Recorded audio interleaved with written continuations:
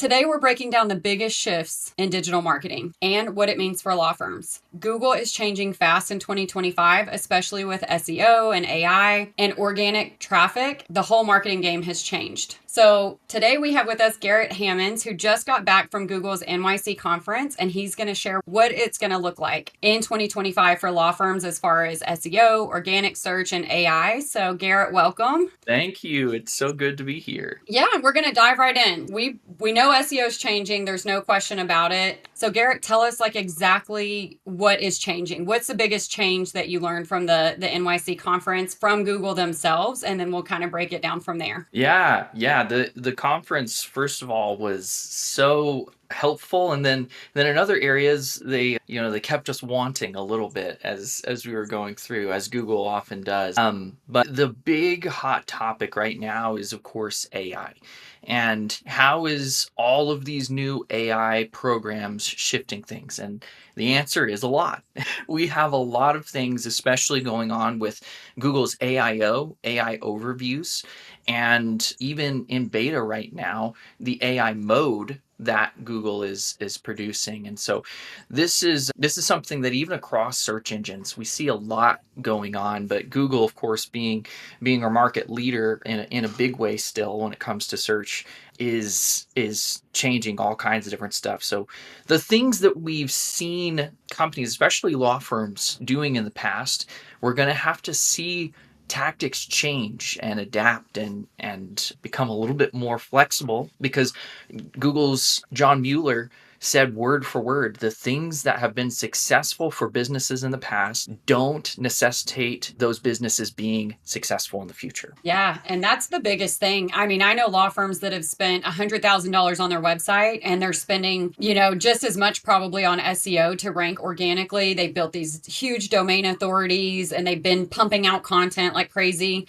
And essentially, Google kind of said that's not going to work anymore, right? Yeah, in a lot of ways, the domain authority, I think we're going to see hints of that being really important. Brand building and building up your backlinks portfolio. It'll still be a core of what we do, but it may shift in some of the different ways that manifests. I think more we're going to start to see digital PR becoming a piece of everybody's strategy that they need to start incorporating, because the more that you can raise awareness of the brand, the more traffic and reliable traffic that you'll get as you go along. So with AI overviews, one of the things that has been a big topic of discussion is what we call no volume keywords. What that means in essence is we are getting searches that just don't get repeated. They're totally unique. And yet you still want to rank for those in order to be able to be successful. And it was an interesting stat that was given at the conference that 15% of all searches that happen every day are new, which is wild. Wow. We That have, is I wild. mean, it's a crazy amount of searches that happen every day, and 15% are new. Yeah, that is wild. And I think a lot of forums like Reddit are really starting to populate because people want that real human voice. Like you said, branding is going to be a big deal in 2025. I was listening to an interview by a personal injury lawyer out of DFW. His name's Jimmy Goff, and I think he really hit the nail on the head. He said, especially in the personal injury space specifically, he's like, we've done a horrible job at PR. Like, we haven't changed the narrative, right? So many people still look at that sector of law as like they're sharks or they're ambulance chasers or whatever the negative connotation is. And so many of them are doing really powerful work. He mentioned one PI attorney that's been going after Monsanto for like almost a decade, trying to get the food regulations changed for people. And that's a big deal. And he follows the case because he's a lawyer, but he's like, people that aren't lawyers need to know this stuff. So I think Google's still trying to figure it out because AI has thrown such a loop for them that they don't really know how to get in front of it just yet. But what it sounded like from talking with you when you got back from the conference is they're going to really start prioritizing a human voice, basically, like real content, not keyword stuffing, not answering the same, what do I do after a car accident over and over and over, like real voices, right? Yes, yeah, and a lot of the features that are going to start rolling out over the next, several months to the next year is related to personalization. So in news, your news tab, you're going to start seeing what's called a perspectives tab, news perspectives, and it's telling the same stories but from different sources so that you see it from all kinds of different angles. You'll also have a news for you section where it's personalized to the news that you're most interested in. So there's things like that happening, but we also see as labeling beginning. You will have already seen on your search engines labels like frequently visited or you visit often on websites Hmm. where you go to them. And from what we're hearing, this is going to expand into other personalized labels that we see happening on search and websites. But when it comes to the actual generative part, it is interesting, especially for in the legal space, SEO. It's one of the most competitive industries for SEO. So it's already hard, right?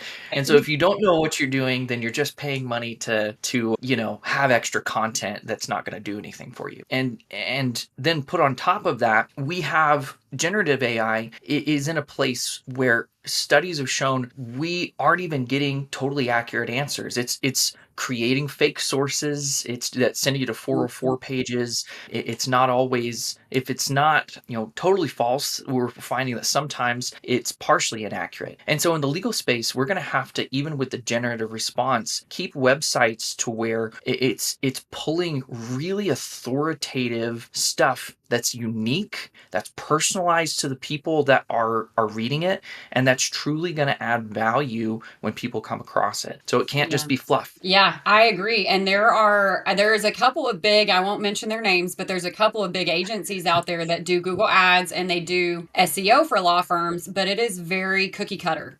They're doing the same thing for all of the personal injury. They're doing the same thing for all of the family law with a variation, of course, of the law firm's name or whatever, but very generic and like information that they're putting out. And basically that's kind of what Google said. They're deprioritizing at this point because it's not valuable. Is that kind of the tap you got? Absolutely. Yeah, and that stems all the way back to changes that happened in, well, right around the end of 2022. 2022, Google started launching out their helpful content update, which now has been merged into the core updates, the main algorithms that Google uses to be able to rank people. And on top of that, they have a lot of policies that they were adapting related to what they call their spam link policies. So just how they detected, good content versus more harmful content. And all of this came around to, Google started not just positively ranking good content, they started negatively ranking bad content. And even so much so, if people, for instance, were to nowadays use AI to generate all of their content and they didn't edit it and they just published it out. Now, don't get me wrong, I love AI. It's a fantastic tool, but if you overuse it and you abuse it, Google, as they will automatically give you the lowest ranking if your page has detected, if it's detected on your page that the majority of content is created by AI. Yeah, So and that's an it's important a wild factor. time. Yeah. Yeah. I think it's really going to be up to law firms to start telling stories and stop just producing generic content. I always refer to this as the blockbuster method marketing, and a lot law firms are probably the worst. They've been doing what everyone else has been doing for so long. They're just doing it, right? Like TV ads, how effective are they? Or billboards. If you're a family lawyer, a personal injury lawyer, criminal lawyer, I've never called anyone off a billboard. It's if you've just got a ton of money and branding that you need to put out there, great. Throw up, $100,000 worth of billboards. Why not? Same thing with TV commercials. Those I try to explain to our clients, those are pattern interrupts. The only two places you're going to get somebody searching directly is Google Ads or SEO, possibly YouTube if you're doing it right. If you're a personal injury lawyer and you're posting really good content, say you're a personal injury lawyer out of just anywhere, Georgia, Atlanta, Georgia, and you're posting real life stories and you're posting content that helps people to guide them through what they're going through, I think that those video posts are going to start showing up even above organic search. Nothing's ever going to show up above Google Ads because that's 80% of Google's revenue. But it's the human touch they were talking about in video. I think that YouTube's going to be a big part of that. Yeah. Yeah, and it's fascinating. I mean, Google does always keep us, feeling like the organic content could outrank. Technically, in their policies last year, they were like organic. Now we may see that ranking above. Certain. You're 100% right. They're following their bottom line, and even to the point where you may see ads served at the top of the page, and then if somebody scrolls down, you may see another variant of that ad in the bottom ads. That's all from the same company. And previously, we haven't seen that. That may be a good thing. It may just be an extra cost on clicks. But ultimately, when people are looking for solutions, they're more than likely going to search to be able to do that. And so the most effective things that law firms can do to be able to show up is one, you have to be able to take the right steps to be there during that important moment in someone's life. They've gotten in an injury, or they've had something that's happened, and you are in the top results, and you are answering the questions that they have right there. But then secondly, you do need to be able to add value to them if possible before that. And that means potentially answering other legal questions that aren't necessarily directly related to personal injury right away, but personal injury adjacent things that people are asking questions about that you can show up as an authority for before someone ever does get into an accident. Yeah, I think that's really important. So, like, if we were talking to a law firm, they're spending money on Google Ads, they're spending money on SEO, all their marketing stuff. What would you say they would need to do to pivot? Or how could they identify if their Google Ads company, their SEO company is pivoting for these new changes, and they're not those copy and paste, just pumping out. They've got 100 or 300 clients, they're just pumping out stuff for somebody. Like, how could they identify that to make sure that their money's being invested wisely? Yeah, that's a great question, because I think far too often we come across leaders who are really, really good at their jobs, but that means that they're busy, right? Mhm. And as they get busy, it's very easy to you've put this responsibility in somebody else's hands, and so you don't go and back check. And I think just making sure to block off the time, go into your Google Ads account that your agency is managing, and if they don't let you have any access to your account, it's probably a red flag. They may not want you to go in and edit all the ads. That's totally reasonable. But if you look into the history, there's a history tab in your account, and you see your agency hasn't touched things in 3 months, probably a red flag, right? Yeah. On the search side, if you look at your Google Search Console and you don't see, or say you don't even have a Google Search Console, make sure that your agency is providing you with some type of data report. And in that data report, if you don't see a pattern of positive change happening, what's happening right now is we see different metrics. There's differences in clicks because of AIO. Click-through rates have dropped like 35%, but our websites should still be seeing increased traffic and impressions. We still get reports of that in Google Search Console, even if we don't get breakdowns of did this come from AIO or did it come from something else. So we should still see positive, and if we only see downward or steady movement, we need to know why. Why is that? What are we doing, and how are we trying to be able to rank more for the important keywords or topics that are showing up for our users? Yeah, absolutely. I can't tell you how many times I've spoken with law firms that when I ask any questions about like their ads, even Google Ads, I'll ask them questions regarding that. And they're like, well, my agency sends a report at the end of every month. Same thing with their SEO. They're like, well, I get like the analytics report, but where we've kind of branched off from that. And this is like my just deep diving into our niche, like reading books on law firms, like how to scale your law firm. I know that is completely unapplicable to me as a Google Ads agency, as a non-lawyer. I'm never going to be scaling a law firm, but I think it's important for me to understand what it takes to run a law firm as a business, which I was reading an amazing book. I'm hopefully going to be interviewing him and his COO soon, Mike Morse from Detroit, the biggest PI firm in Detroit. He has an amazing book called Fireproof. I'm on the last chapter and I'm just like, yes, yes, yes. I mean, I've read so many business books, and he literally has mastered the game And he said he even gets kickback from other attorneys saying, you're just a businessman now. And he's thinking to himself, this is a business. Like, you can't, if you're a solo practitioner, that's fine. That's what you wanted to be in life. Great. Good for you. You can just have your little office and have your secretary and you can play on that level. Then that's completely fine. That's what his dad did. And that's why he fell in love with law, is his dad just had such a passion for it. But his dad was not an entrepreneur. What I'm finding a lot is law firms that have scaled a little bit. So they came out from under another firm. They're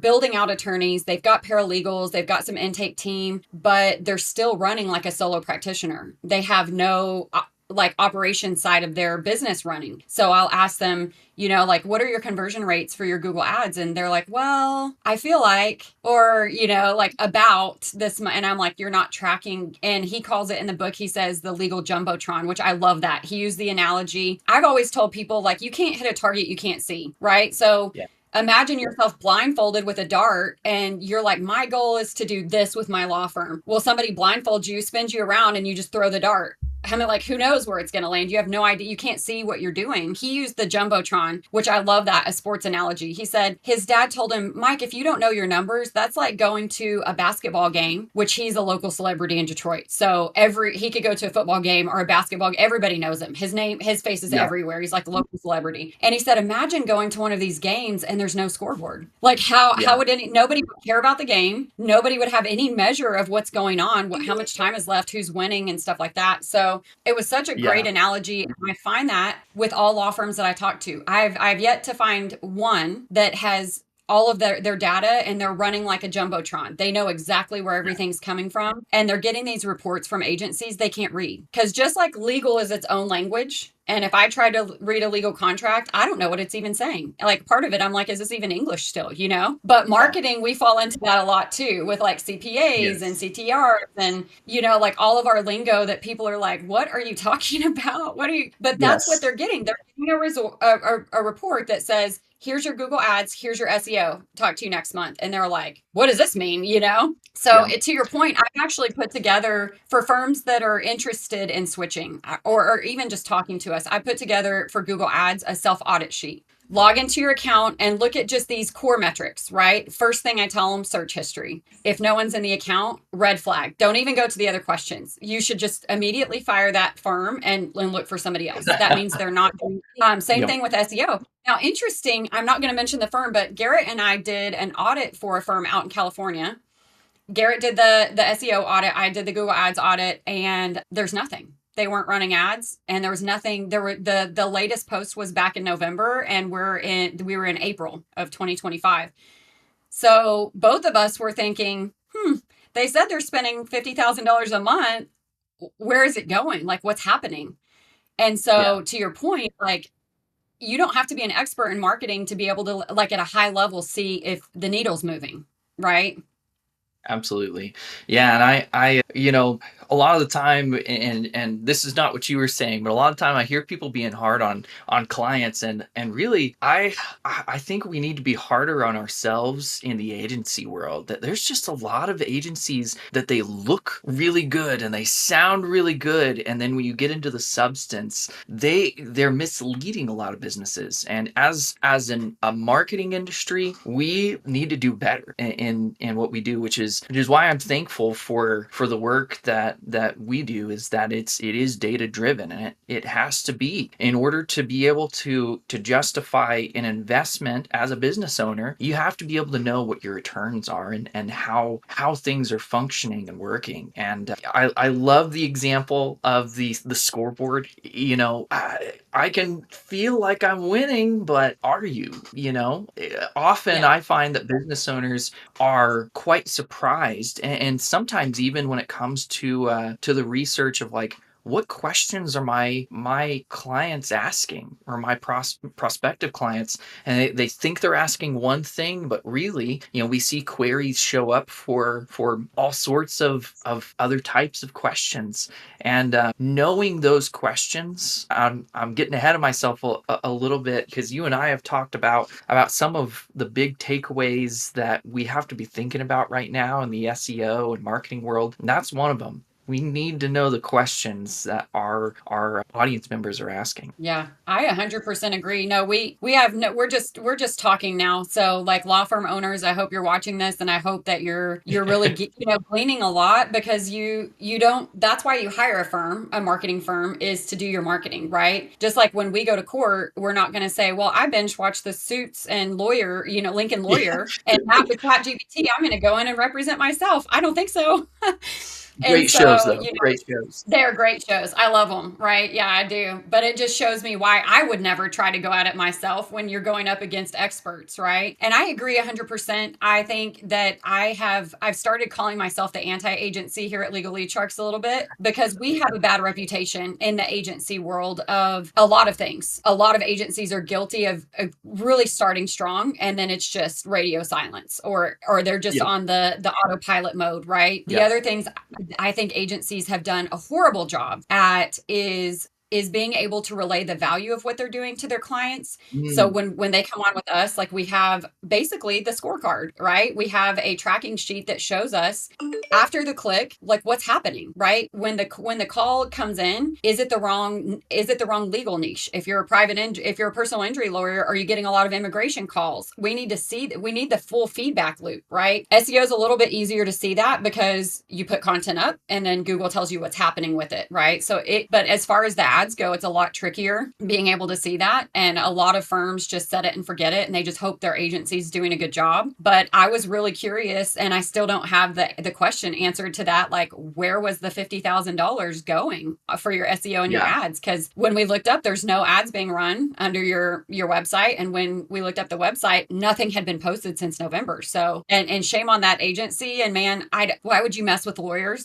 That's the wrong Yeah. niche to pick off, you know what I mean? So, but hopefully we brought that to their attention. I gave them the go audit yourself on every front and Yeah. see how you're really doing. But yeah, so with AI and search, okay, there's a lot going on with AI, and the summaries are starting to show up, below the ads. As far as legal goes, at least the ads are always going to be first, but AI is starting to show up as answers, and then they're linking out to what they deem as the most relevant content. So we know that's called LLM, right? LLM. Yes. Large Okay. language model. Yeah. Yeah. Yeah, Yeah. LLM, large language model. So basically that's writing SEO for the AIs now. Is that correct? Yeah, there's a lot going on because the AIO algorithm, the summaries that we see getting generated, it's different than the algorithms used for your organic rankings. So there's probably, if I'm remembering correctly, four kind of main systems in the organic one. The main one that's been there for quite some time is BERT, and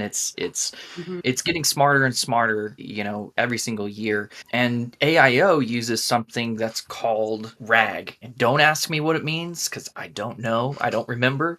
That's a great thing to Google out there. But essentially, it's a predictive algorithm. The first one for organic, it's looking for the most relevant, most valuable, unique results based on the question. The RAG algorithm, RAG, it's trying to predict the intent of what people are asking. So it's not just looking to answer that one question. It's trying to answer the end goal that users are trying to get to. And it's working on it. It's getting better, and it's showing up far more often. So about 13% of all searches now, we see a summary being given to it, and a huge portion of those use keywords that are what we would categorize as informational intent keywords. It just means that people are looking to be able to learn something out of the questions that they're asking. It's not necessarily I'm trying to make a purchase or find a specific business. So that's growing as well, but it's not the bulk of what AIO is doing right now. So that's interesting, just to be looking there, that the number one result on an organic listing may be different than the links being suggested on the AI overviews. And young people in particular, the upcoming generations, Generation Alpha, Gen Z, those generations love AI overviews. They love them, and it's not going anywhere. And a lot of people are saying, hey, this is going to be an SEO killer. We're not gonna. I've heard that same thing discussed every like 3 years. People are going to be throwing that out and just being like, SEO SEO's dead. It's not dead. It's not go anywhere. It's a huge part of our daily things, but it is changing based on, they're even in competition with these other generative programs, Chat GPT and OpenAI, Perplexity, Claude. You name a generative AI, there's so many you can pick from, and it's all in competition with each other. And so it's changing. Everything's changing rapidly. So it's vital that either you keep up with it or you make sure that the agency you're working with is on top of those things. Because otherwise you're going to see your numbers start to drop quickly and you're going to get left behind by your competitors. Yeah, I absolutely agree. So, what should law firms care about when it comes to SEO? I think you answered that a little bit already, which is a shift is already here, right? And we're seeing the biggest age group, the baby boomers, they still operate in a certain way. The millennials, they operate in a certain way, and then we're seeing the new age operate in a new way, right? And so, not that we can predict the future, but I go to AI for a lot of search too. So, like, what do you think when they're thinking SEO and they're really wanting to invest? The old game of paying for backlinks, just like on social media, the old game of paying for followers or paying for comments or just posting to post for the post's sake. Those games aren't working anymore. So tell us what they should be like expecting from an agency who is pivoting with this. They're not going to be the blockbusters being taken out by the Netflix. Yeah, that first off, fantastic question. It's getting to a place where we have to be really smart about how we are going about our SEO plans, because AIO is important. And we think about the riskiest time in, say just driving. Riskiest time is when you're young. There's other points where we may see people, but people getting injured, there's a high likelihood that they're going to get in wrecks when they're younger. So this younger audience is going to be important. AIO is going to be important, and it's going to influence the way that people, as they start to get into more heavier stages of adulthood, they're going to be influenced by the things that are happening right now in their younger years. And so it's important to be able to keep up with your clicks from the AI generated results. Now, like I said, there's far fewer clicks happening from it. It's about a 35% decrease. Ahrefs, which is a very prominent company within the SEO community, it's one of the biggest tools out there for it. They've done research showing that the number one result for organic has seen a 35% decrease in clicks. And so we aren't always seeing people click on results in the same way, even within the generative results. But when they do, we still get data from that. And that's actually getting broken out inside of our Google Analytics and our tracking programs. It's in your referrals, your link referrals. And so you can actually break that out and see when you've gotten clicks from generative AI. And even platforms like ChatGPT, they're even giving UTMs inside of that. And so you may even know the specific queries and things that people are asking and be able to break that down depending on what AI programs out there. So make sure you're keeping up with the tracking and know how you're doing and performing on those levels. The other piece is just focusing heavily on the right types of content. Google has an acronym that is given for the types of content that they want to see, and it's EEAT. Those stand for experience, expertise, authoritativeness, and trustworthiness. And each of those have somewhat evolved over the past few years. The second E is even new within the past 5 years.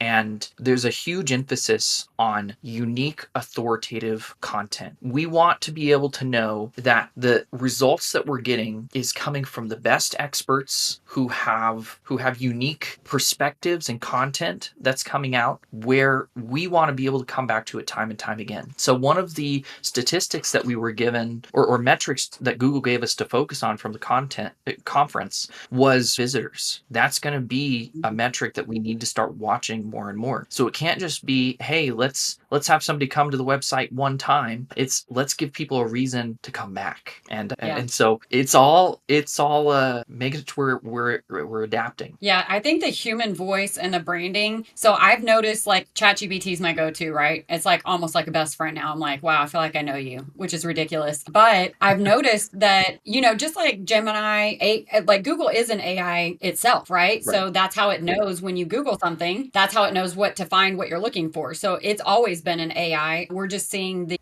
AIs like the ChatGPTs that can talk back to us now, if you will, a little bit more. But it would tailor the results to me, right? So if I'm asking it a question and you ask it a question on your ChatGPT, it's going to give us two different answers based on our personalities, right? I did some funny little thing on ChatGPT, like a personality overview. Some person said, if you really want to know like your deepest, darkest self, go ask ChatGPT if you've been using it for a while. And it was a specific prompt. I wish I could remember what it was. Maybe I'll put it in the description. But and they're like, beware, because like you're telling it in the prompt, be brutally honest. Like, tell me about myself, tell me my strengths, my weaknesses, my areas of growth, and all this stuff. And I loved it. I love stuff like that, like the personality assessments or whatever. And the way that it knew me, it's not scary to me. I like it. I like that it knows what I want because it's going to feed me what I want, right? And I think Google's heading that direction too, where personal branding might start playing in the legal space, for example, with if you're a woman that was in an accident, it may pair you up with a personal injury attorney that hits the empathy that you're asking the question from, or that it remembers of you, which is just another important reason that you should be posting genuine content. A lot of video content. I think for every blog post you put out, or at least once a month, put out a YouTube video to go along with it. So they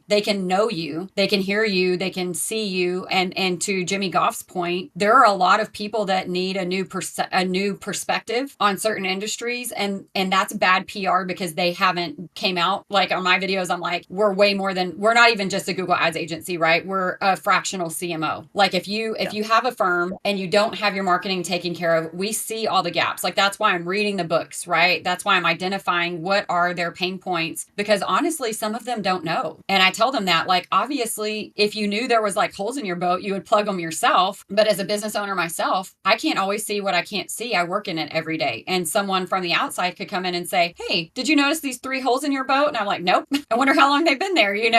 That's why it's so important to work with experts in their field. They can see things you can't. So I 100% agree. And I think that AI is going to even start personality matching us results too. I think that's just my opinion on it. Obviously they didn't say that, but I think you're right. I think that as things continue to evolve, that the data will be personalized to the searcher, and a lot of investments have been going into increasing emotional intelligence inside of AI, which to me a little creepy, but it's going to be very useful. It'll be very yeah. useful as we go through.